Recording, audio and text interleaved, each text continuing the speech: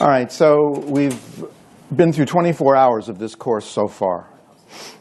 And you've seen a bunch of different payment systems. You've learned about central bank. You've learned about how banks pay one another. We looked at peer-to-peer payment with, for example, Bitcoin, WeChat, et cetera. Sorry, we didn't look at Bitcoin. We looked at PayPal and WeChat.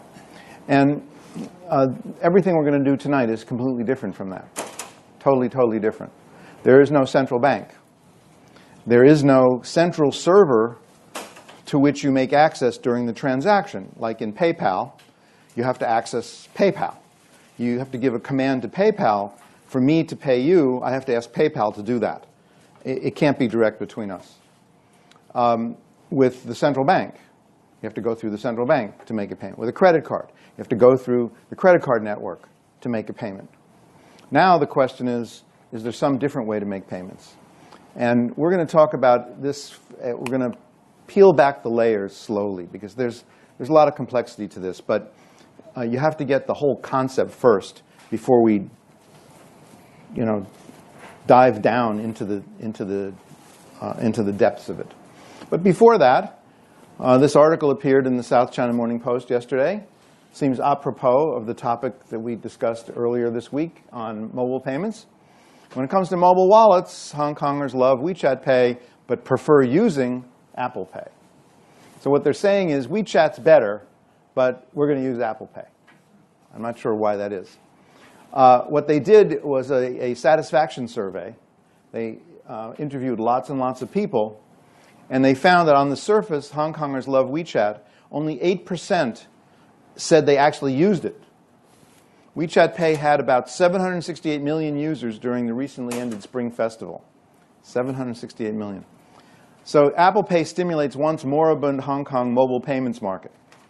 Apple Pay, which has about 127 million users globally, was the most popular mobile wallet in Hong Kong, with about 29% of respondents saying it was their main mobile wallet, followed by Octopus, and I don't even know how you pronounce that. Is that O? Octopus O? Octopus O ePay at 17%. So it's very interesting. So if there's a mobile payment system you prefer, then the question is, why don't you use it? I don't know. All right. Now we can talk about Bitcoin. This was last month. Hong Kongers are going big on Bitcoin, but some don't understand what they're getting into. I'm ready to say that almost none of them understand what they're getting into. The massive rise in the cryptocurrency's value has piqued investors' interest, but insiders say many are not aware of what they're dealing with. How much would you pay for a tulip bulb? Okay, would you pay the value of your house to buy a tulip bulb? There are plenty of people who are willing to pay the value of their house to buy a Bitcoin. The recent surge in Bitcoin's value has investors, both professional and amateur, clamoring to climb aboard the financial juggernaut. Of course, if there's some asset that remains flat in value, why would anybody be interested in investing in that? If you put your money in that, it won't increase in value. So people are looking around the world for what is there in the world that's rising in value the fastest. And if I can get on at the bottom and get off at the top, buy low, sell high, then I'm going to get rich.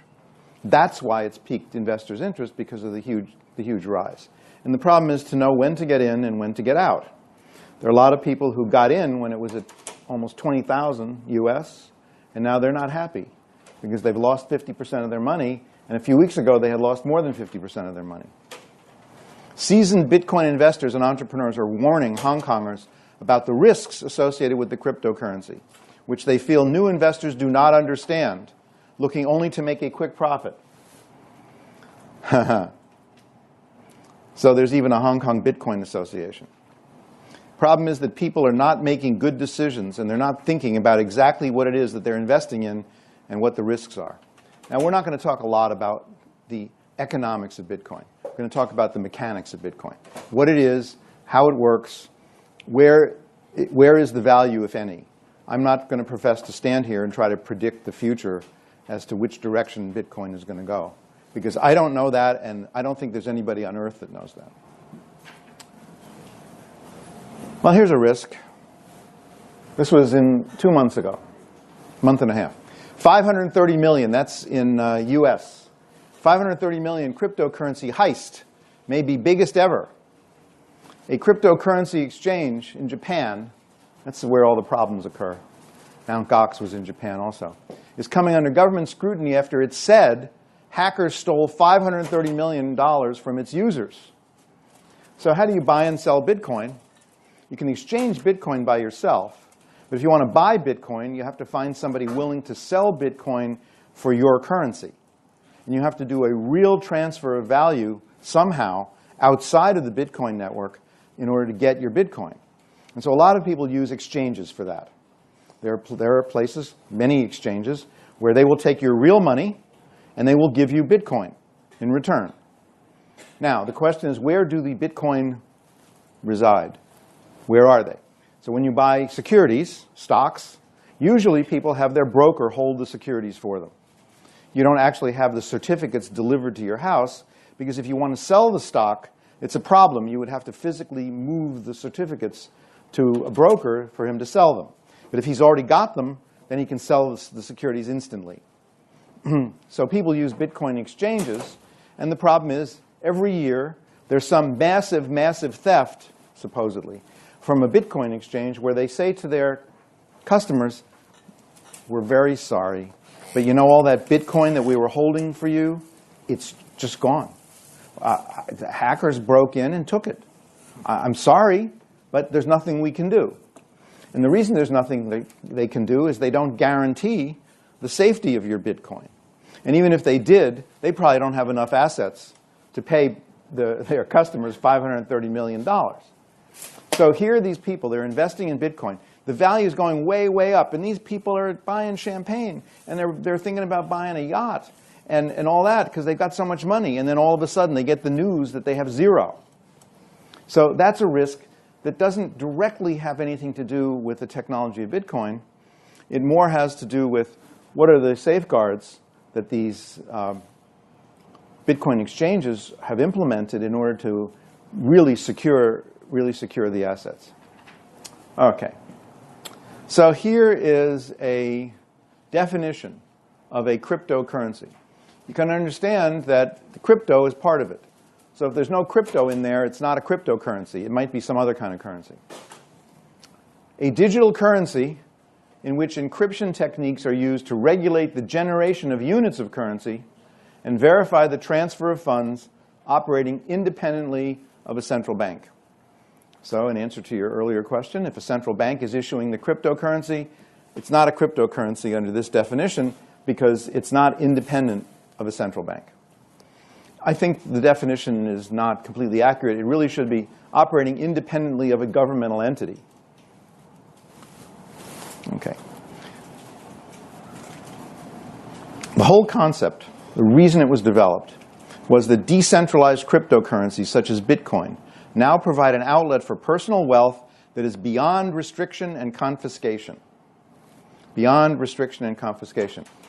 So, if I have an account in a bank, and I do, I have a bank account, all of you have bank accounts, and I owe somebody money, and he sues me for the debt, then the bank can give him a judgment, the court can give him a judgment, which he takes to the bank, and the bank will transfer the money to the person he owes the money to.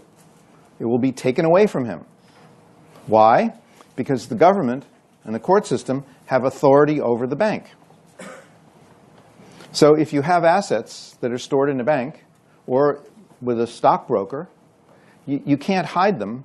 In case you go bankrupt or you have debt, they will be seized by the government and they will be distributed to the people you owe money to. However, there's no seizure possible with the cryptocurrency because it doesn't reside anywhere. There's no place they can go and take it. Now, if they arrest you, they can order you to transfer the Bitcoin to them. But if you're outside the jurisdiction, if you're in Albania or something, not only can they do nothing to you, they can't do anything to your Bitcoin either. And so because it's outside of the possibility of seizure, a lot of people are fond of Bitcoin as a way of money laundering, as a way of hiding assets, as a way of engaging in illegal transactions like huge drug deals and kidnapping ransoms and things like that, because the government can't show up and grab the money.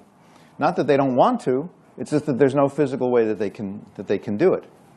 Now, you might be surprised to learn that there are now over 1,500 cryptocurrencies. And I'll show you a website where you can go and see the current list of cryptocurrencies. Bitcoin is only one of them. It happens to be the most popular, and the total amount that is outstanding in value is Bitcoin. But there are over 100 cryptocurrencies that have over $1 billion in asset value. The other 1,400 are really low value. They might be in the millions or something. When I say dollars, I'm talking US. All right, so here they are. These were the top 10 cryptocurrencies in market capitalization. So market capitalization means how many of the currency are there out there times the current value per. Okay, you can think of it as M0 if you want to, right? It's how many Hong Kong dollars are out there. Okay, how many Bitcoin are out there. The market cap of Bitcoin on February 2nd, 2018, okay, so this is millions, this is billions, that's a trillion right there. It was over $1 trillion, supposedly, worth of Bitcoin out there. Ethereum was number 2, was half of Bitcoin. Ripple was number 3 at basically a fifth of Bitcoin. Bitcoin Cash, which is an offshoot of Bitcoin, was about a tenth, a little more than a 10th or 8th of the value, et cetera. And they go down there. But you can, if you go all the way down here, go down to the 100th one, is still $1 billion US. And this is 35 billion here, still $1 billion US. So it's pretty amazing. Now, I want to talk about the concept of electronic cash. I used to have a half a lecture on this. It's no longer necessary to have a half a lecture. I have a slide or two on it. The reason is that nobody ever developed a successful electronic cash system. There were many theoretical efforts to do it. None of them actually worked. Electronic cash would be token money in the form of bits, except the problem is that when you have bits, you can copy them. When you have a banknote, a copy of a banknote is called a forgery. Right? If I take this and I put it in a very good Xerox machine, color Xerox machine, and I come out with something that looks like that, it's a forgery.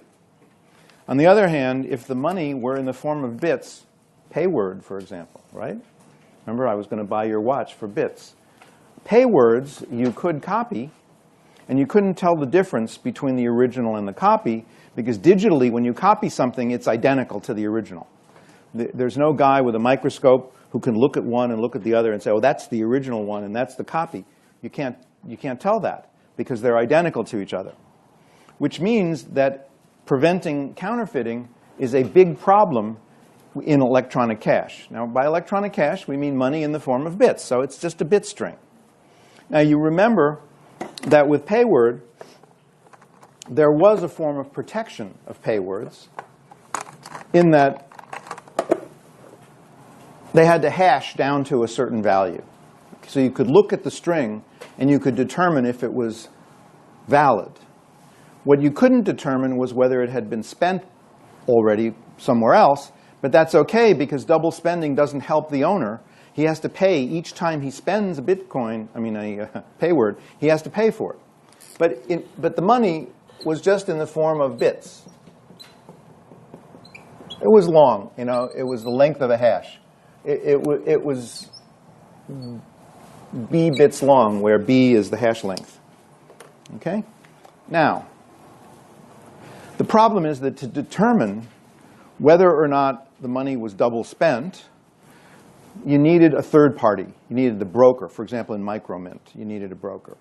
In Payword, you needed to go back to the original owner to get compensation for each Payword that he issued. And so the problem is there some money like this, which can be anonymous. It's not anonymous in Payword, because the broker has to issue a certificate. The broker knows what W0 is. The broker knows who you are because he's got to be able to charge your bank account. Can you have money like this that is protected against double spending and is also anonymous? And the answer is that nobody ever really figured out a scheme to do that without a third party in the middle. If you have a third party in the middle, you don't need this. You could use PayPal if you wanted to. So the question in electronic cash is who issues it? How do you spend it? How do you prevent counterfeiting? What about loss? Where are you storing these bit strings? Are you storing them on your cell phone? If you drop your cell phone down the sewer, then your money's gone. And so there are a lot of people who don't like that idea that a fortune is on some little device or a USB flash drive or something. They don't like that. And the question is, can you use the money offline? Can I transfer the string directly from me to you so that you know you've got the value and I don't have the value anymore? With payword, that wasn't really true. I could send you a payword and I would still have the payword, and I could send the payword to somebody else. Now, I would end up having to pay for both of those, but only because there was a third-party broker. Well, there was no existing system that anybody ever developed that solved all of these problems. So the world of electronic cash it was a hypothetical idea that never really went anywhere. There were efforts to create, there was a company called CyberCash that originally was issuing electronic money, and it failed. And they went and they turned themselves into a credit card processor, and they made a lot of money that way. But they didn't make any money off their electronic cash. There were attempts. They all failed because there was no good solution to the double spending problem. If electronic money is a bit string M, there's M right there, what prevents Alice from sending M to both Bob and Charlie? Well, that wasn't bad in payword because Alice would have to pay twice.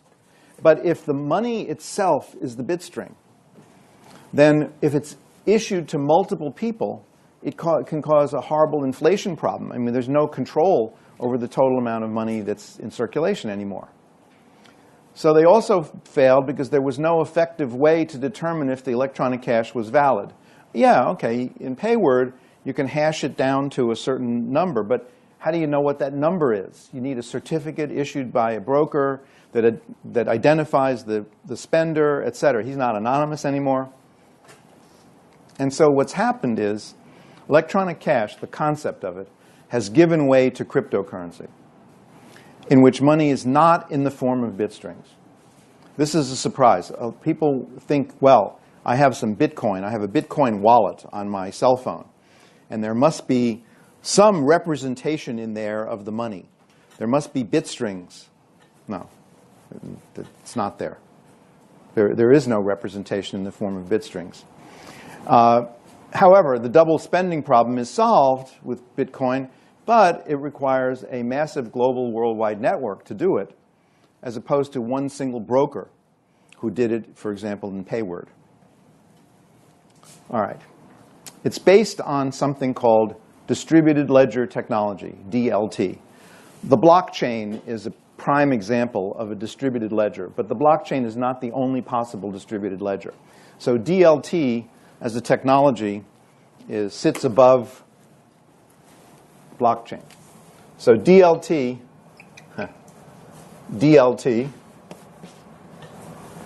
is this big space, and inside this space is blockchain.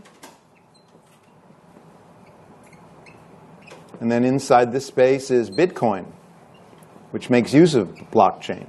And there are other currencies which make use of blockchain. But there are other distributed ledger technologies besides blockchain.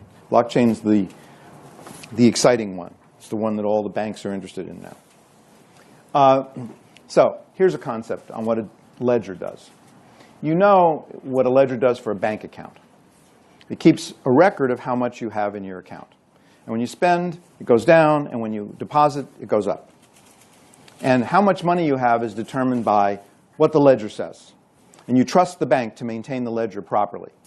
And the bank is supposed to give you receipts. When you deposit money, they give you a receipt to show that you deposited it. So you can check your ledger balance against your receipts to make sure the bank is accurate. But there are many other things that ledgers are used for, particularly for transferring title, which means ownership of things.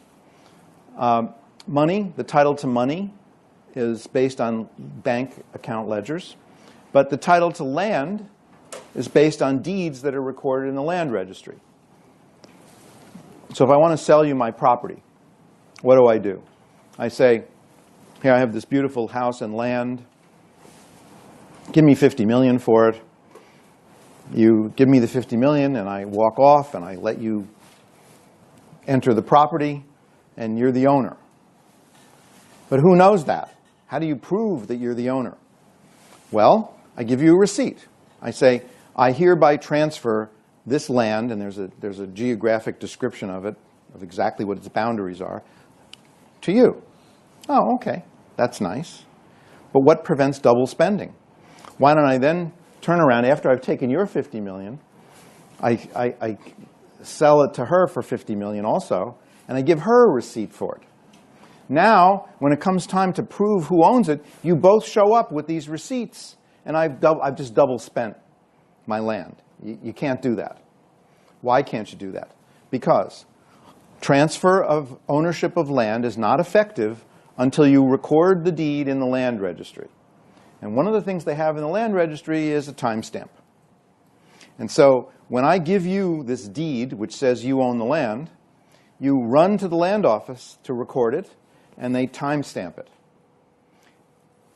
But before you pay me for that land, you go and check in the land office to see if I've sold it to somebody already. And if I've already sold it to somebody, then you don't want to buy it from me because I don't even own it anymore. Okay, so then I sell it to her. And if I sell it to her a few months later, that's her problem, because she could go to the land office and find out that I don't own it anymore, that you own it. So she shouldn't pay me. But suppose I sell it to her 5 minutes later, after I sell it to you. Then she's going to go to the land office, and what they're going to do is they're going to timestamp it, and they're going to record it. And then anybody who looks at those records can see that I transferred it to you first. And once I transfer it to you, I don't own it anymore. And so I can't sell it to her. So anybody who looks at that ledger of all the deeds will know that you were the owner and she is not the owner. That's another use of a ledger. It's not a distributed ledger. It's only in one place. It's in the land registry. Cars. I don't know how it is in Hong Kong, but in the United States, you can't transfer ownership of a car to somebody just by taking their money. It has to be recorded with the Department of Motor Vehicles, because there's a registration number on every vehicle, and the police have to know who owns that car at any time. So it's not a private transaction between us. The transfer has to be on the books of the Department of Motor Vehicles. Securities. I can sell you, I have a stock certificate in IBM. I can sell you the stock certificate. That doesn't make you the owner of the IBM stock, because the dividends are still going to come to me because IBM thinks I'm the owner. The only way you transfer title to securities is there has to be a notification to the company that issued the shares as to who the owner is now, because voting rights come with securities. If I'm a stockholder, I get to vote in the election for directors and stuff like that. So they have to know who it is. So the title to many things is transferred by making ledger entries. If you don't make the ledger entry, you haven't transferred ownership. You've engaged in a fraud. You've taken money from somebody, and they have not gotten ownership of what they thought they were buying. Well, ledgers carry risks. One risk is theft of the ledger. A fire. The bank burns down, and all the computers burn up, and all of a sudden they have no idea how much money anybody has in the bank. Or some other kind of natural disaster, an earthquake, a storm surge that floods the whole thing, and all the records are gone. The land registry office, for example, if the land registry burns down, it is a big problem, because they're not going to know who owns property. Forgery. Alteration by insiders. So I bribe somebody in the land office. So after I sell my house to her, I sold it to you first, I sold it to her. She's upset that she just lost $50 million, so she bribes somebody in the land office to remove your deed from the records and put her deed in there in place of it. Well, If you can do that, then anybody who shows up and looks at the land record will think that she's the owner instead of you. So when there's one ledger maintained in one central place, there are all kinds of risks. If the ledgers are electronic, you know that nobody has ever succeeded in proving that their database is secure from hackers. And so hackers might be able to get in and alter the ownership of anything, as they did, for example, in that $530 million theft from that Bitcoin exchange. Hackers got in and they took the money because the money was somehow represented in a database. So all of these things can happen to all ledgers of which only one copy exists. So what's the answer? How about this? Why don't we have not one copy, but many copies of the ledger? And so when I sell my house to him and I give him the deed and he records the deed, it doesn't just go in one database. It goes in lots of databases instantly. Now, if one of them burns down, there's no problem. If somebody hacks one of them, there's no problem. If somebody hacks all of them, there's a problem. But you can't hack all of them if there are thousands of them, for example. Furthermore, you make it so that not only are there many copies, but there's nobody who controls all of them. Because if somebody controlled all of them, he could make changes to all of them. But if nobody has the ability to do that, now all of a sudden, it sounds like this distributed ledger might be good. It might be trustworthy. Because there's no government that can take it over. There's no individual. There's no hacker. There's no dictator. Nobody is able to take control of that ledger. That's the concept of distributed ledger technology, and it's used in Bitcoin. All right.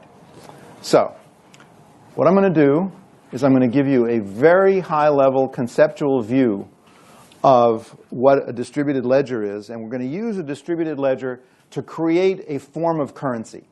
It's not going to be Bitcoin yet. Not ready for that. It's too complicated. We're going to create a currency based on Scotch whiskey. As it turns out, Scotch whiskey is valuable, and it actually fluctuates in price, just like a currency. But to get there, we have to look at this. Land ownership is defined by what's referred to as a chain of title. Notice the word chain. That's a very old term that's used in real property law. It really has been referred to as a chain of title. That's the same chain that occurs in the word blockchain.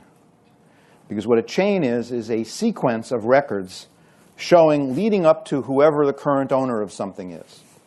So let's look at this. A chain of title in land is a sequence of deeds leading from the original owner to the present owner. Now, a deed is just a document by which somebody transfers his ownership.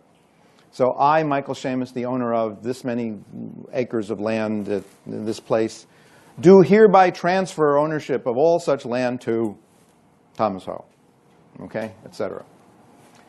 That's what a deed is. And so if A is the original owner, when A, and this plot of land is numbered plot 456, and the land registry knows all the plots of land in its jurisdiction. Notice all these deeds are to plot 456, because if one of them were a different plot, it would have nothing to do with 456. A sells plot 456 to B. B is now the owner. This deed says that B sells plot 456 to Mr. K. Now Mr. K is the owner, and Mr. B is not the owner, and Mr. A is not the owner. How do you know? You just look at the chain, and you look at the last entry in the chain. And as long as the recipient here matches the seller here, that has to be the same. Otherwise, if it's C sells to K, that's no good. C didn't own the land. B is the owner of the land at this point. Now Mr. K, this has to have a K in it. So Mr. K sells it to Mr. R. Mr. R sells to Mr. V.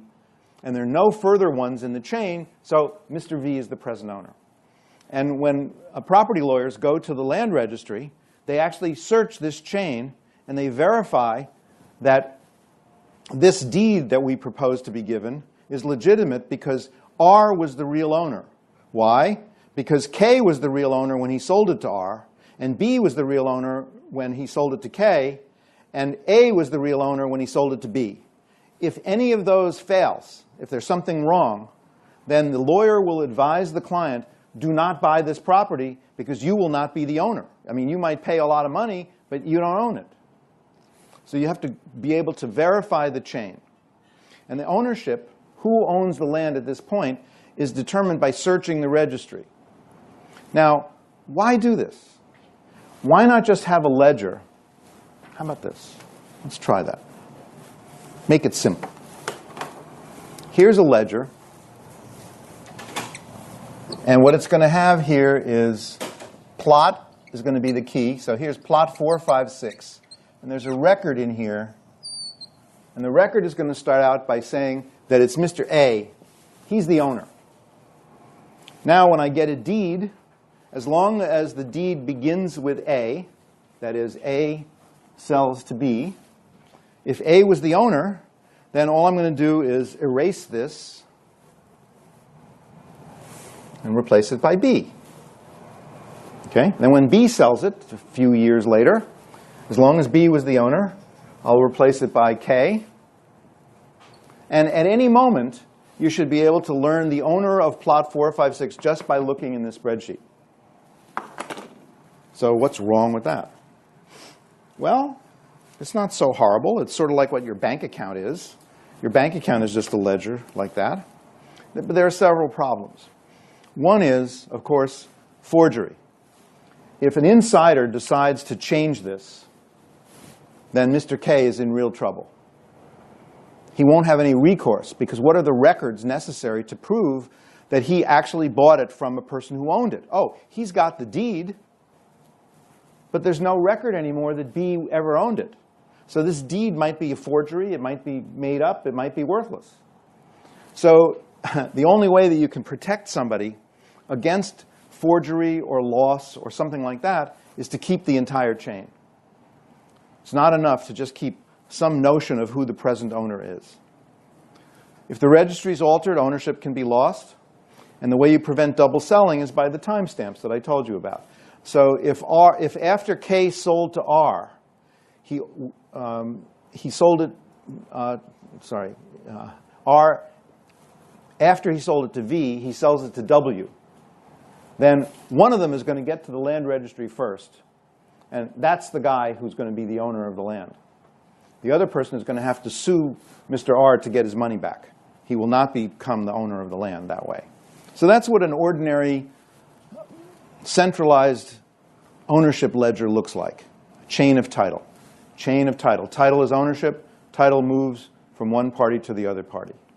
Okay? Now, in a distributed registry, you do the same thing, but you have many copies of all of the chains of title.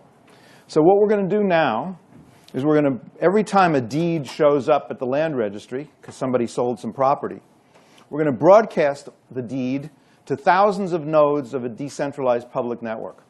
These are people who have volunteered to become ledger holders. It's not very expensive. All you need is a computer and an internet connection. Now, suppose we want to ask at any moment, who is the owner of plot 456? What I can do is I can broadcast a query to all of these nodes. Each one of them has a copy of the entire, all of the deeds that have ever been issued. And they can do a query in that data structure, and they will figure out who the current owner of plot 456 is. And if we're going to count how many people say it's 456, and if it's a sufficiently large percentage, let's say more than half, then we're going to say 456 is the owner. And the guys who said it wasn't 456, they have maybe a defective registry. Maybe somebody hacked and changed the records in there, or something like that. And so we just ignore those.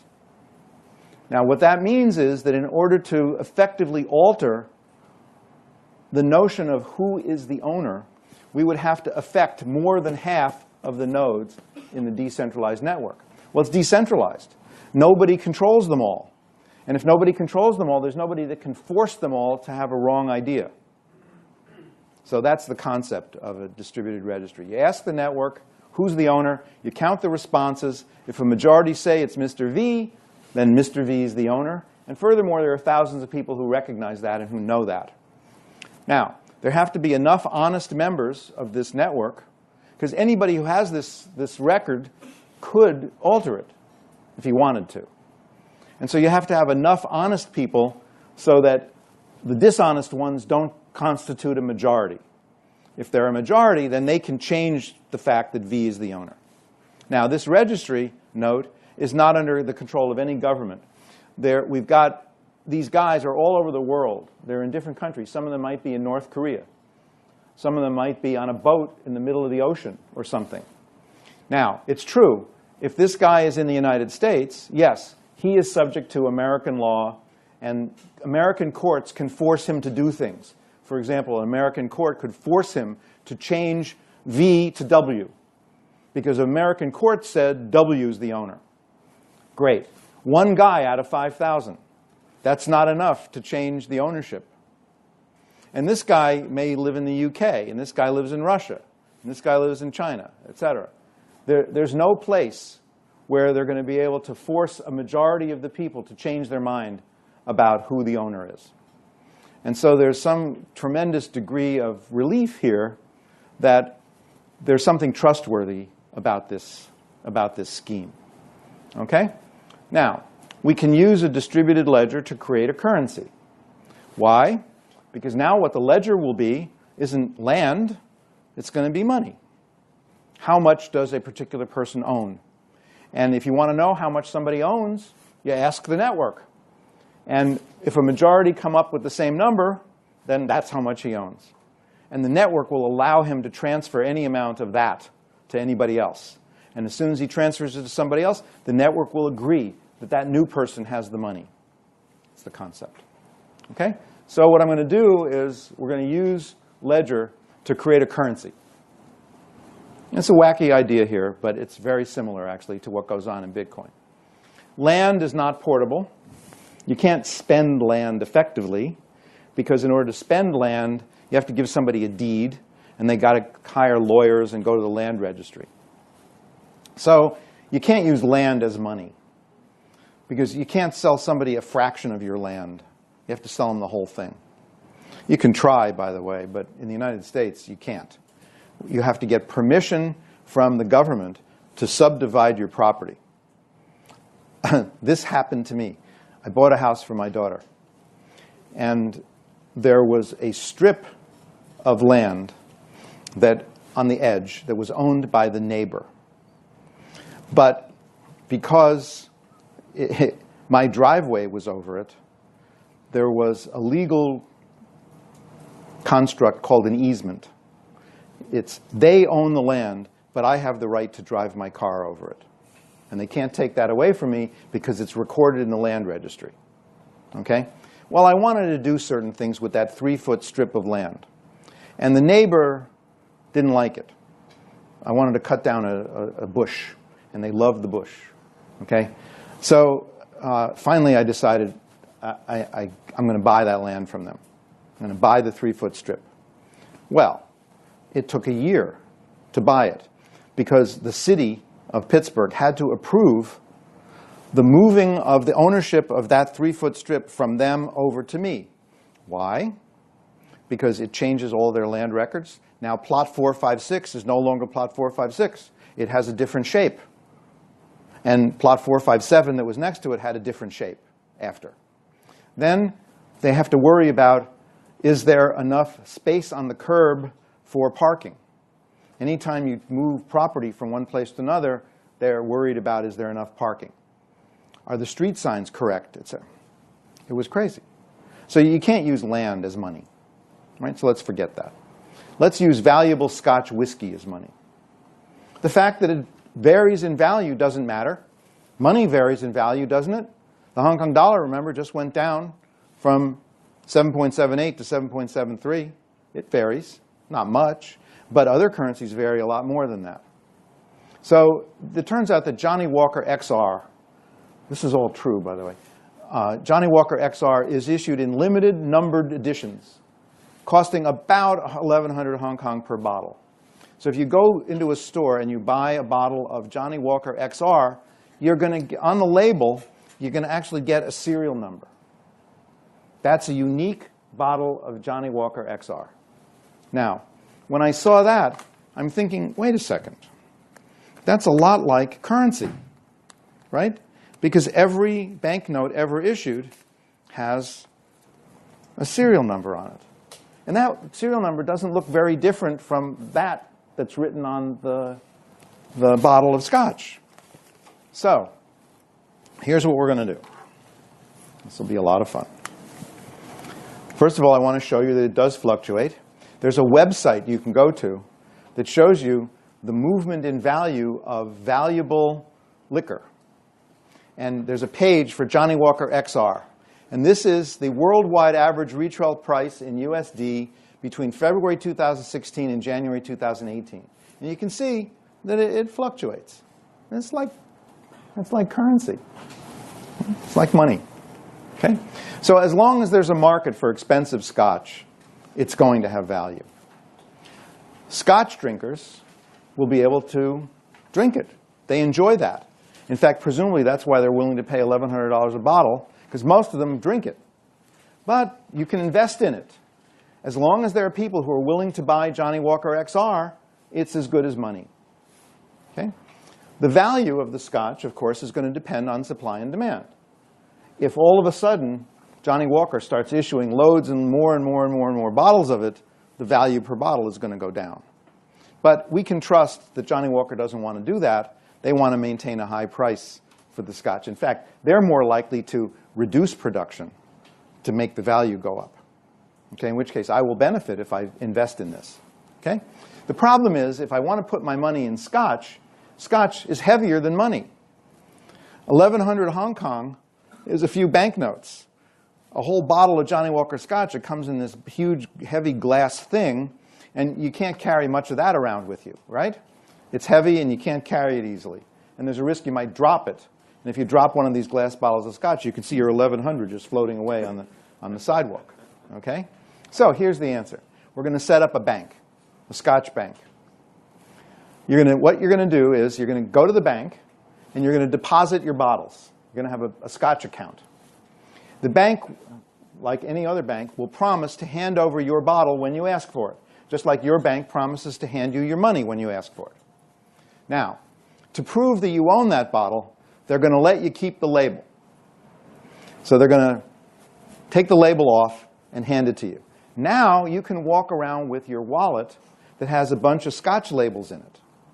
And any time you want to go get your bottle back, you just go to the bank, hand them the label, they'll take the label, right? Just like when you deposit cash in the bank takes the cash, you don't get to keep it. They'll take the label and they'll hand you the bottle. Okay? Now, how about this? I own 10 bottles of Johnnie Walker scotch. I'm going to give you a gift of 1 bottle. You don't even have to pay me. Here's the gift. All I have to do is give you the label. Because now you can go to the bank, hand them the label, and they'll give you the scotch. So now, all of a sudden, these scotch labels act just like currency. As long as there's interest in people owning scotch, this is a fine money. It's exactly the same thing as currency, except it's not issued or guaranteed by the central bank.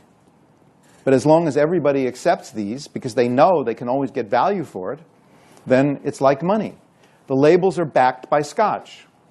That means at any time, if the money isn't valuable to you, you can go get the bottle and have a party and drink it.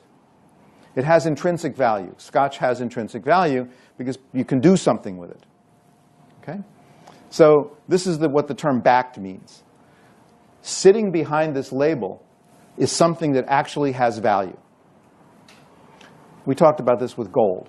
The reason that gold became a medium of exchange is that gold always has value because you can make jewelry out of it, you can make dental implants out of it. There are other things you can gold plate audio cables. You know, like the best audio cables are gold plated. You know that? I don't know why. Gold is not the best conductor of electricity. Silver is a better conductor, but gold looks more expensive. I didn't know that because when the guys sell me, they always say gold is better. So. Of course they say gold is better because they get to charge you more money for it. Okay? Now, backed by scotch. Fine. It's a currency. Oh! Disaster. The health authority has found that Scotch is harmful to human health, and it is forbidden to consume Scotch. And nobody else can imagine any other use for Scotch. And so what happens is the government raids the bank and orders all of the Scotch poured down the drain. Because as long as any still exists, there's some risk that people might drink it. Now what happens? You've still got the labels in your wallet, but they're not backed by Scotch anymore. You can't go to the bank and get your Scotch. What's going to happen to the value of the labels? Well, it's going to go down. It's going to go way down, but it probably won't go to zero. And the reason it won't go to zero is the human brain. There are guys who say, I paid $1,100 for that label. I'm not willing to throw the label down the drain, even though the Scotch went down the drain. And so it'll probably go down to, I don't know, $10 or something like that, instead of $1,100. It won't go to zero, but it's going to be very, very, very low. Okay? Now, carrying these labels around was a kind of a pain. Why? Because somebody can come up to me with a gun and say, give me all your Scotch labels. Or I might lose my wallet, or something like that. So how about this? Let's assume that the value of a label went down to 100 Hong Kong after the Scotch got outlawed. You can't carry all your labels around. You can't spend labels on the internet because they're pieces of paper. So how about this? Let's virtualize them. Instead of labels, we're just going to store their serial numbers in a cell phone app. How do they get in there? Oh, you just point your cell phone camera at the label. You take a picture of the label, for example. That's like Apple Pay. Or you could key in the values. Now here, these are all the labels that I have. They're in my phone. Now it's easy for me to do peer-to-peer transfer. Of course, there might be a double spending problem. If I transfer the label to you, and I transfer the label to you, and I collect $1,100 from both of you, now the question is, who really owns the label? That's the double spending problem. It's troublesome. So to spend the label, you just send its number over the internet, or you can bump phones and transfer the label. The problem is you might still have it because it wasn't deleted from your phone, but your digital wallet could delete it to prevent double spending. If you had a trusted wallet app that every time it emitted a label, it absolutely erased it, then you wouldn't have double spending. But what software is there that can't be hacked? So even if you had a trusted app, somebody could hack the app. So how about this? To solve these problems, how's the recipient going to know that it's genuine? I might have made up a random number. How does he know that it's an actual number of a Scotch bottle? He doesn't know. Who's going to control the issuance of the numbers? In the case of Johnnie Walker, it was Johnnie Walker.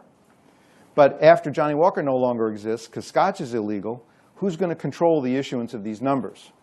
And what's going to stop forgery? What's going to stop me making up a number that looks like a real Johnnie Walker number? So here are some solutions. Let's make creation of numbers very difficult. Sort of like micromint, where you have to run a server for a year before you generate these hash function collisions. Let's make it really difficult. So if it's really difficult, then forgery becomes very expensive and maybe infeasible even. Let's limit the generation of these numbers, these Scotch labels, to a certain fixed quantity and make it easy for you to determine whether a label is genuine or not. And let's maintain the ownership records. Instead of in your wallet on your phone, let's maintain the records in a distributed network. So every time I transfer a label, I broadcast the transfer to this network of thousands of nodes, all of whom are recording the transfer. Now, if I want to sell a label to you, you can inquire in the network whether I'm the real owner now. And if I'm the real owner, then you're willing to pay me, and we will immediately transmit the new ownership information to the network, and very quickly they will agree that you're the owner. That's the idea. And I just kind of described Bitcoin, except that unlike Scotch, Bitcoin has nothing behind it. Not only does it have no backing now, it never had any backing. At least in Scotch, it started out where there was some actual real Scotch behind it. But in Bitcoin, there's just nothing. So if anybody, you've probably been telling your friends that you're taking this electronic payments course, and that one of the topics that we're going to talk about is Bitcoin. And they're going to ask you, when you get home tonight, they're going to say, what is a Bitcoin? And I'm going to give you the answer right now. This is what you should tell them. They'll laugh, but this is accurate. Here's a Bitcoin. Bitcoin. A chain of title to nothing.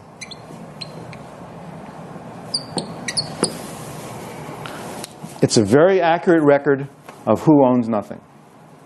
Now, you're laughing, you don't believe it, you'll see. That's what it is. So, let's watch the video.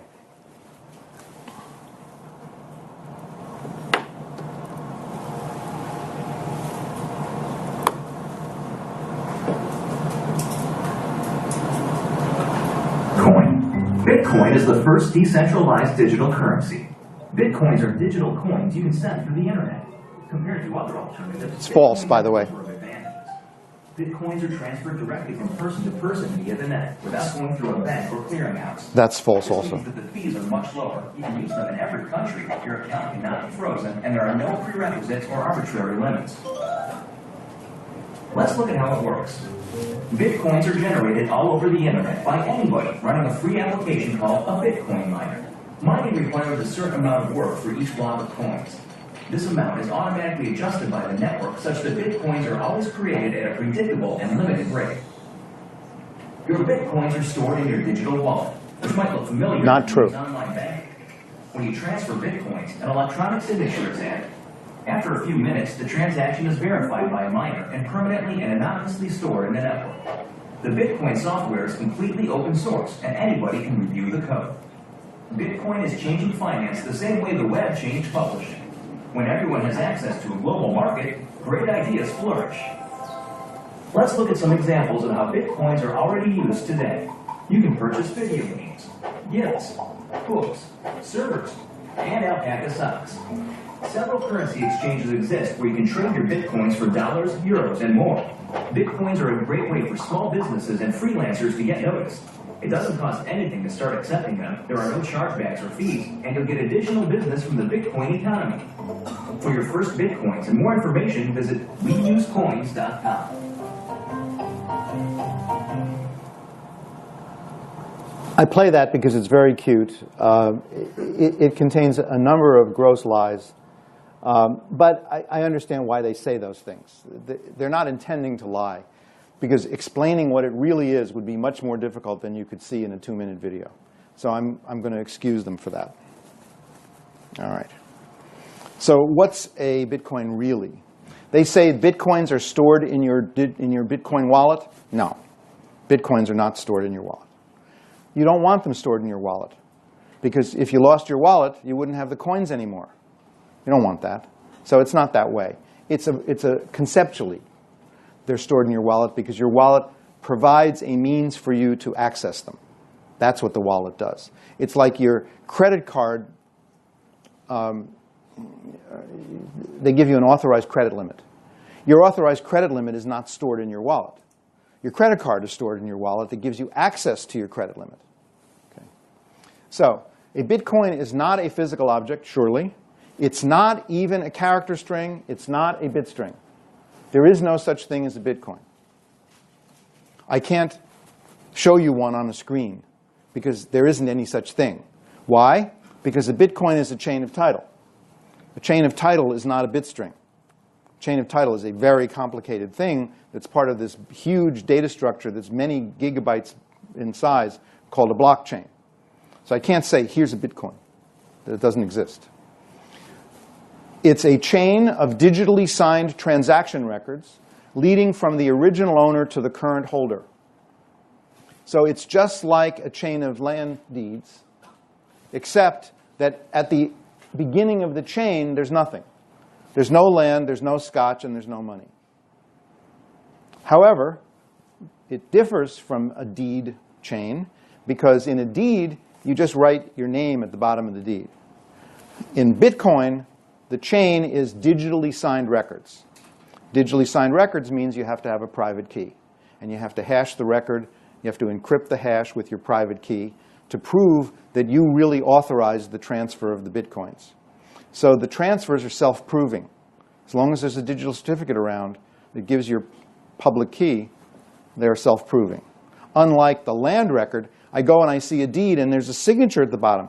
I don't know whose signature that is. It could be forged. These can't be forged. The transaction records contain, of course, an indication of who the sender is and who the recipient is, not their names, by the way, aliases for them. That's to preserve anonymity. Also, they contain hashes that are very difficult to compute, which means if you wanted to forge the record, you couldn't, because you'd have to do all of that computation over again, and you don't have the capability of doing that. And these virtual owner IDs, which are called addresses. The virtual owner ID is an alias for you. However, you can have many of these virtual addresses. Therefore, no one of them can ever be connected with you. Unlike your bank account number. How many bank accounts do you have? A few, maybe. You don't have 1,000. And so once I know your bank account number, or once the government knows your bank account number, they can trace all of the money that moves in and out of your bank account. But if I have 1,000 different bank accounts and they don't know who owns any of them, then the government can't trace any of that, nor can a hacker even. There is no Bitcoin registry. There's no one place that tells how many Bitcoin you own. There's no centralization. It's all in a distributed ledger maintained by thousands of nodes. Now, Bitcoin chains are broadcast to everybody in the network. Bitcoins are not broadcast because a Bitcoin doesn't exist. There is no such thing as a Bitcoin. There's no bit string that you can send into the network and say, well, here's a Bitcoin. It doesn't have any representation whatsoever. The only thing that is represented is who owns it. It itself doesn't exist, but who owns it is known. And so what is transferred over the network are transaction records that say, this many Bitcoin is going from me to you. That is transferred. The Bitcoins are not transferred. Never, ever. They can't be, because they don't exist. Anybody can verify these transaction records. They're difficult to create, but very easy to verify. It's like payword. Paywords, you can't create them backwards. If you know W0, you can't go backwards to W1.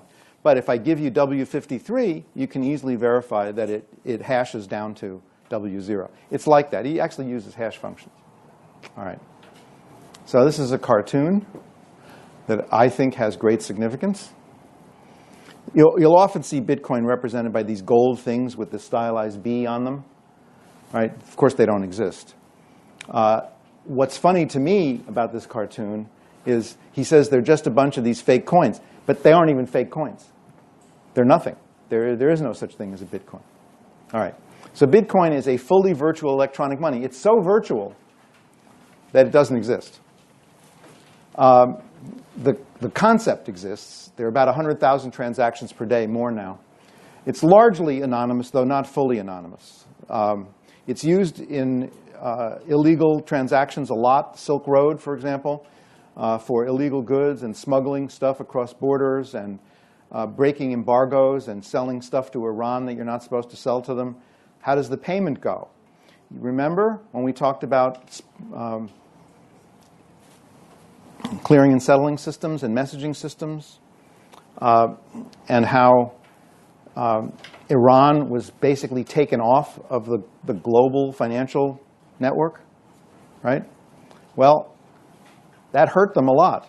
But if they were doing all their business in Bitcoin, there would be no way for SWIFT to take them off the network because SWIFT wouldn't control everything. And so Iran can still keep engaging in its illegal transactions if it uses Bitcoin.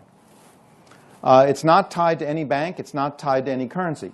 While it has a value in every currency on Earth, it itself is not denominated in any currency other than in Bitcoin, abbreviated BTC. No trusted intermediary is required for you to move money, move Bitcoin from you to somebody else. Unfortunately, you do need the decentralized network. If the decentralized network didn't exist, you couldn't do it. You can't have a purse-to-purse transaction in Bitcoin. Just like you can't have a purse-to-purse transaction for land. I can't sell you my land as a deal just between you and me. I have to involve the land registry. Well, you can't transfer Bitcoin between two people offline. You have to broadcast the transaction to the decentralized network. There is a mechanism in Bitcoin that prevents double spending. So if I own 10 Bitcoin, which I would like to because they're worth 10,000 US each now. If I own 10 Bitcoin, I shouldn't be able to transfer the 10 to you and the 10 to you. That would be 20 Bitcoin.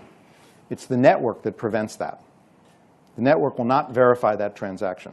In the same way that when the lawyer goes to the land registry, if he doesn't see a chain of title pointing to me, he won't advise her to buy my property because it's not my property. Now, how does it all work? How do you create this money? And what form does it take? It's only a chain of title. So the Bitcoin protocol, the whole concept, and it's brilliant. From a computer science point of view, it's genius. That doesn't mean it doesn't have problems, but it is a genius thing. It was invented in 2008 by what appears to be an anonymous person going by the name of Satoshi Nakamoto. It is not clear if any such person exists. It is not clear whether this is a pseudonym for a group of people. We just don't know. Then there's all kinds of speculation about it. This guy surfaced in California who was actually named Satoshi Nakamoto, and he was besieged by the press. They showed up at his town, and they demanded to interview him. And where did you get the idea for Bitcoin? He says, it's not me. And the more he denied it, the more they were sure that it was really him. And so he might have to change his name to escape that. The protocol for generating and exchanging Bitcoin is publicly available, as you saw. It's open source. It's implemented in C++. If you feel you would like to become part of the Bitcoin network, go ahead. You can obtain and run a Bitcoin client. You can also obtain a Bitcoin wallet, which doesn't force you to become part of the network. The chains of title are maintained in a distributed ledger called the blockchain. There are now over 11,000 nodes around the world that maintain copies of the entire blockchain. That means every Bitcoin transfer that has ever occurred since 2008 is recorded in this database called the blockchain. And it just gets bigger and bigger and bigger and bigger. And that's like the land registry office gets bigger and bigger. As more deeds come in, they need more shelf space to store all the deeds. This is what the Bitcoin network looked like as of February of this year. There were 11,811 active nodes at the time this electronic survey was done. The US is number one. There are over 3,000 nodes in the US. Notice that 3,000 is less than half of all the nodes, which means if the US government cracked down on all the guys in the United States and forced them to transfer, let's suppose they found some international thief had stolen money from an American in Bitcoin, and they want the victim to get his money back. So they go to all 3,186 of them, and they serve a court order on them that says, you must change your blockchain records to reflect that he is now the owner. Let's suppose they did that. That's okay. Even if they did it, they're still not a majority. So when the network is queried and asked, who owns this, a majority will say that it was the other guy, not the person the US wants it to be. Okay? Germany's number 2, China's number 3, and on down. And there are 102 more countries. Hong Kong is number 12. There are 188 nodes in the Bitcoin network in Hong Kong that maintain complete copies of the Bitcoin, of the blockchain. Okay. Now, here's what a Bitcoin transaction looks like.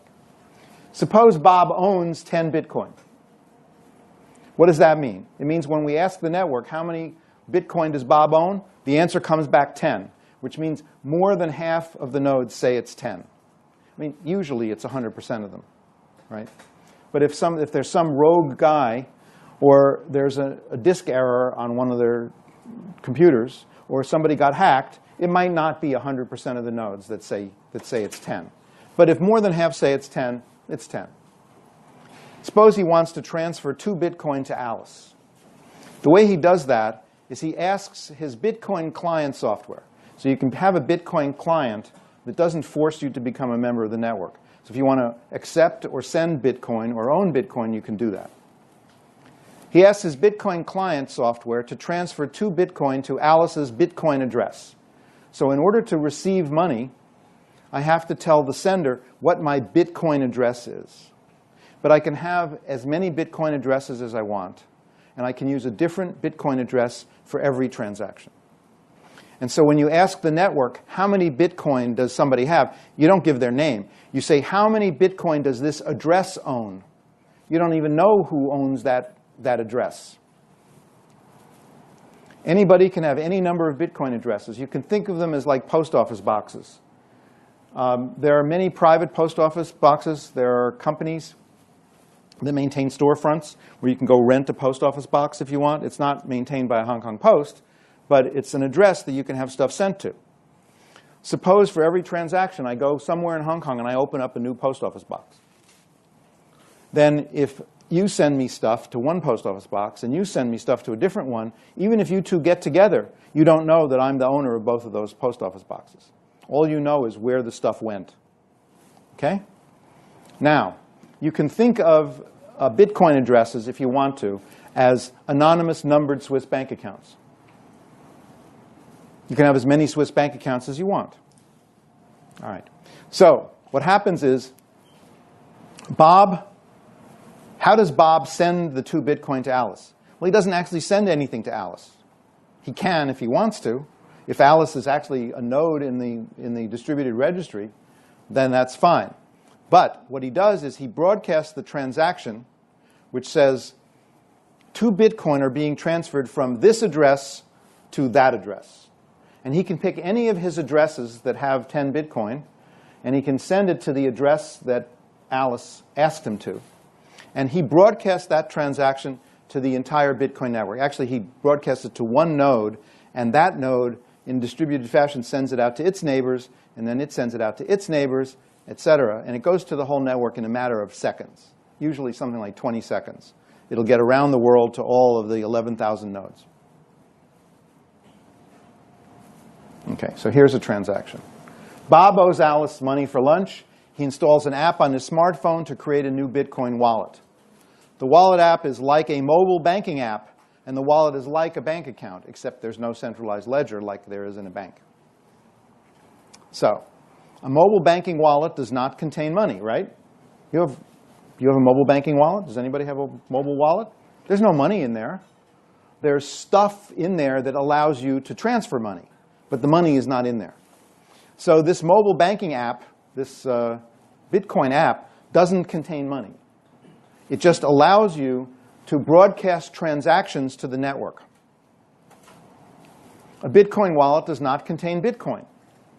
It contains code that allows you to transmit a transaction record to the network. There aren't any Bitcoin in there. Now, there might be a ledger in there that tells you how many Bitcoin it thinks you have. But those are not Bitcoin, because Bitcoin don't exist. The only thing that exists is the chain of title. Okay. Now, to pay her, he needs 2 pieces of information to take money out of his wallet. One is he needs his private key, because he must digitally sign the transaction record. Otherwise, there's no way to know that it's genuine. So he has to know his private key. How does he know that? Well, that's in his app. His app is going to generate a public-private key pair for every Bitcoin address that he wants to use. There'll be a public-private key pair.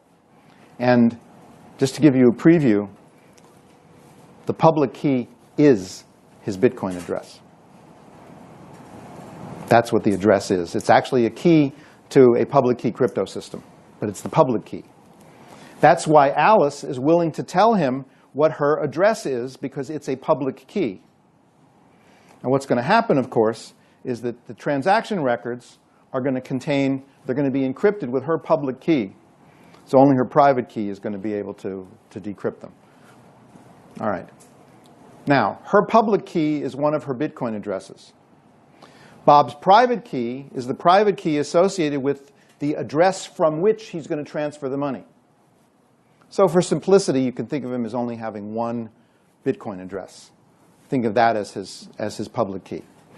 What he needs, though, is he needs the private key associated with that address in order to sign the record. Now, He gets Alice's public key by having her transmit it in email, or maybe scanning a QR code from her phone, or however he gets it. He gets it. Now it's in the wallet, and that address, unfortunately, is not something you can remember. It's a long character string. It's not as long as an RSA key, but it's too long. It's usually 30 or 40 characters, and it's not an English word. I mean, it's a key, right? It's a representation in hex of a bit string. Well, actually, it's in a different representation, but you can't. I'll show you some. You can't remember them. Only Bob can transfer Bob's Bitcoin because only Bob knows his private key. That is, only Bob's cell phone app knows his private key, and that's what's needed to digitally sign the record, saying, I want to transfer this money. It's like when I sell my property to you, I have to sign the deed. And if signatures weren't forgeable, we would be able to verify that I signed the deed. All right. Now, the app, as soon as the app receives this instruction to transfer the Bitcoin, there is no such concept as transferring the Bitcoin. All that there is transferring a transaction record around the world to the entire network, but some of the nodes in the network are special. These are guys who are known as Bitcoin miners. Bitcoin miners are guys who have spent a fortune investing in a lot of computer equipment to do the proof of work necessary in order to verify the transaction and enter it into the blockchain. Not just anybody can enter it into the blockchain. It's not in the blockchain yet when it's transmitted. It won't get there for 10 minutes. Now, these miners are alerted. Whenever they see a new transaction, they grab it up and they collect 10 minutes worth of transactions. And at the end of 10 minutes, they engage in a mining operation. Mining is it's a simile. I mean, it's not really mining. It's conceptually mining because the result of it is that they will earn Bitcoin for the work that they're doing. And they're going to earn Bitcoin that never existed before. So it's like you're digging in the earth and you find gold that no one ever saw before. It's like that, in a sense. Okay?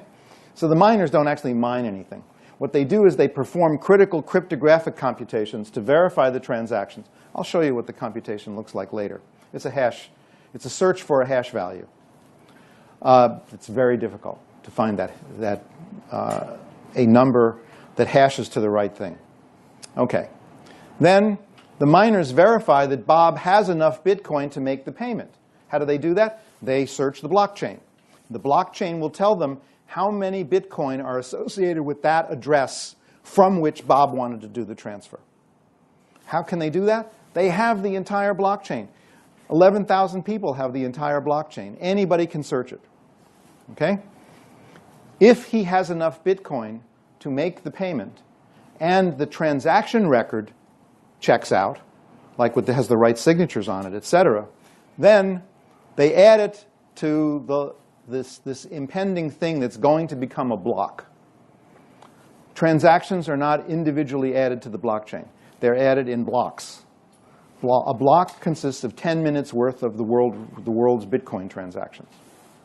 Now, this verification prevents double spending. If the ledger says Bob does not have enough Bitcoin to pay Alice, the transaction will not verify. Now, double spending. Suppose I send 2 Bitcoin to you and 2 Bitcoin to you, and I have 10.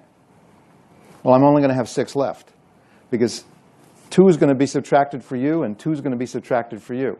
So I can't hurt anybody by double spending money I have. It's not double spending. I'm spending the first 2 Bitcoin with you, and I go down to 8. And the second 2 Bitcoin I spend with you, I go down to 6. That's OK. But what happens if I have 0 Bitcoin? And I inject into the network a transaction that says, I'm transferring 2 Bitcoin to him. OK? That's overdraft, right? That's money I don't have. That won't work. Because when the miners check to see how much money is associated with that address, if it's 0, or if it's less than the value of the transaction, they will not verify it. And they will not add it to this block that's being created. And so I'll never be able to transfer money I don't have. OK. Now, many transactions occur in the network at any time. All the pending transactions in a given time frame, around 10 minutes, are grouped in what's called a block for verification. Each block has a unique identifying number. They go sequentially starting from 0. a creation timestamp, and a reference to the previous block. Otherwise, it wouldn't be a chain. Okay? So this block follows that block, and they're linked together. And so all these blocks linked together is the blockchain. Block contains 10 minutes worth of the world's transactions. As soon as the 10 minutes, as soon as enough transactions are collected, the miners around the world furiously start going to work. And they work simultaneously, and one of them succeeds before any of the others. I haven't told you what he succeeds at. He succeeds at this very difficult calculation he's supposed to do. The first guy gets a reward. He adds into the block a transaction which shows that he has a certain number of Bitcoin. That's his payment for having done all this work. And that generates a new Bitcoin. It didn't come from anybody. It generates a new Bitcoin. That's why it's called Bitcoin mining, because it's sort of like the discovery of Bitcoin that nobody had before. All right? Now, the new block, once it has been verified by a miner, is put on the network so that other miners can verify if all the transactions are legitimate.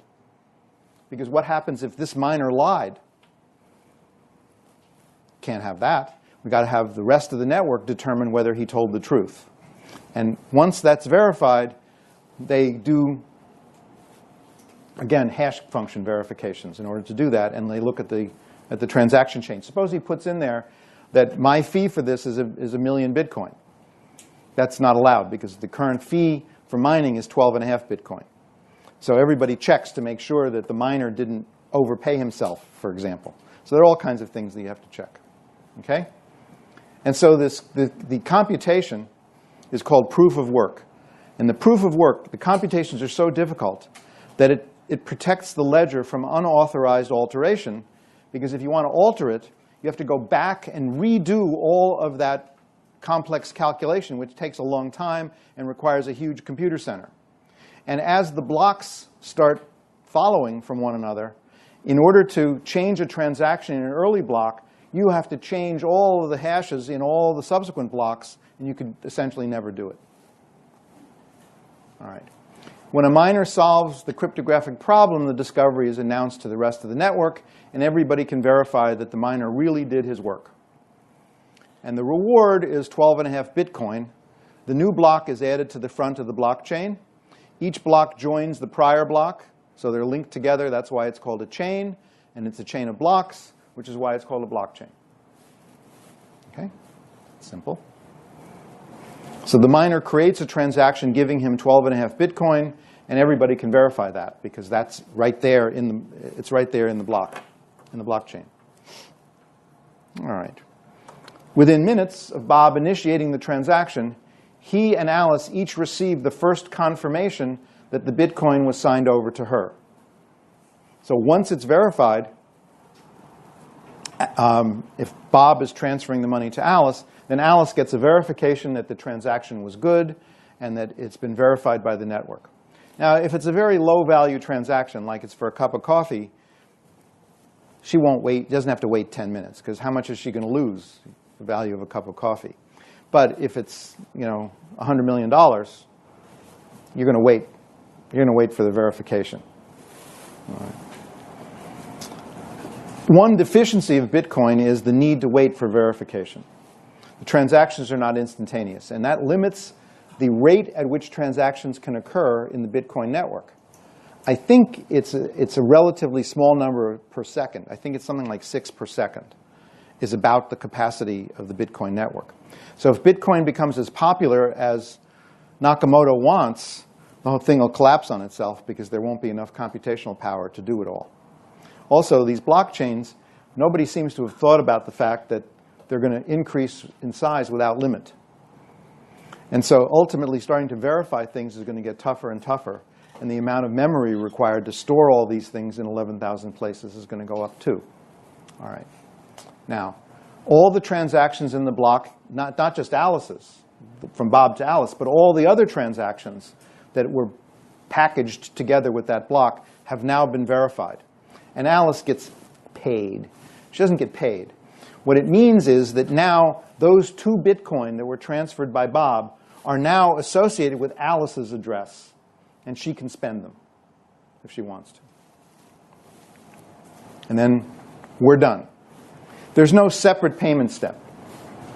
The payment, in a sense, occurs tentatively when the transaction record is sent to the network. Once it's verified, then she can spend the money. That's when she's considered to have been paid. But there's no separate settlement. The concept doesn't exist in Bitcoin. All right, let's take a break. And then we'll go through much more detail. What is this proof of work thing? And what does the block look like? And what does the blockchain look like?